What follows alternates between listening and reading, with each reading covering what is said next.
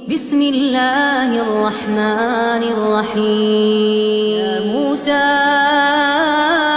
إنه أنا الله العزيز الحكيم.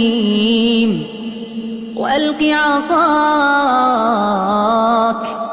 فلما رآها تهتز كأنها جان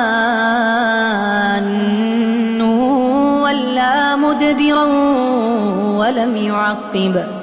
يا موسى لا تخف إني لا يخاف لدي المرسلون إلا من ظلم ثم بدل حسنا بعد سوء فإني غفور رحيم. وأدخل يدك في جيبك تخرج بيضاء من غير سوء في 9 آيات إلى فرعون وقومه إنهم كانوا قوما فاسقين.